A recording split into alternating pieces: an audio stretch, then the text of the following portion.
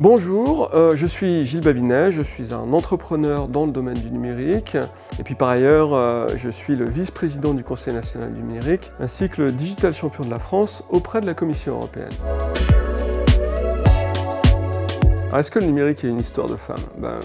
Selon les statistiques, non, puisqu'il y a bon an, mal an, une dizaine de pourcents de femmes qui travaillent dans le domaine du code. Ça a même tendance plutôt à se dégrader, mais ça a été une histoire de femmes, puisque comme chacun sait, les femmes, jusque dans les années 60, ont été très présentes dans la cybernétique. Elles ont, entre autres choses, on le sait grâce au cinéma, programmé les premiers vols spatiaux, et notamment les orbites de rentrée. Au-delà de ça, on s'aperçoit que lorsqu'elles en font, eh bien, ça se passe plutôt bien, mais elles restent extrêmement rares.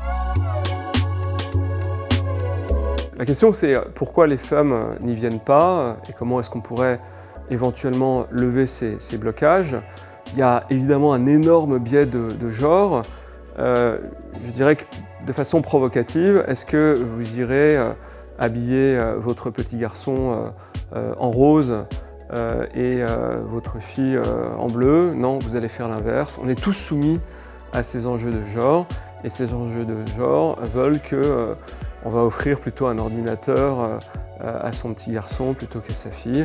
Donc ça commence extrêmement tôt, ça se consolide au cours des années. Et puis le numérique est un environnement qui véhicule une image quand même assez machiste, que ce soit au cinéma ou même dans la vraie vie. On s'aperçoit que par exemple dans les écoles de code, il n'y a presque que des garçons qui ne sont pas forcément extrêmement avenants à l'égard des filles, comme on l'a vu au travers de problèmes qui sont apparus dans des écoles comme 42. Et donc, pour l'instant, on n'y est pas encore. Alors, la question, c'est comment est-ce qu'il faut faire pour permettre aux femmes d'avoir leur juste place dans le numérique? Eh bien, moi, je suis extrêmement partisan de forcer les choses. On sait combien la loi Copé-Zimmermann à l'égard des conseils d'administration a eu un effet positif. Eh bien, je crois qu'il faut s'assurer, par exemple, dans le financement du capital risque où les équipes sont masculines, les financements sont outrageusement masculins, il faut essayer de redresser ça. Dans les écoles, il faut s'assurer qu'on donne toutes leurs chances aux femmes, qu'on leur donne des conditions d'accès qui sont convenables. Je pense par exemple aux piscines de l'école 42.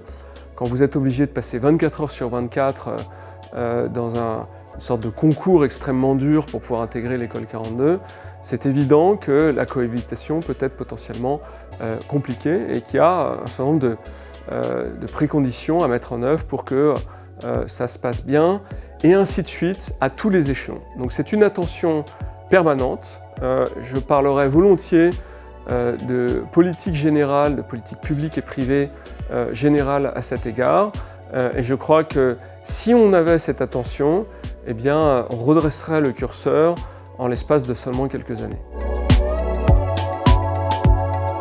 Alors si j'avais un conseil à donner aux femmes, je leur dirais le numérique est un domaine extraordinaire pour vous, c'est un domaine où il y a beaucoup de mobilité sociale et ce que l'on observe, c'est que jusqu'au bac, les femmes sont meilleures que les garçons en maths. Tout d'un coup, il y a un décrochage post-bac et là, je leur dirais, allez dans les domaines où il y a pour l'instant extrêmement peu de femmes et par ailleurs des domaines qui sont en très forte demande.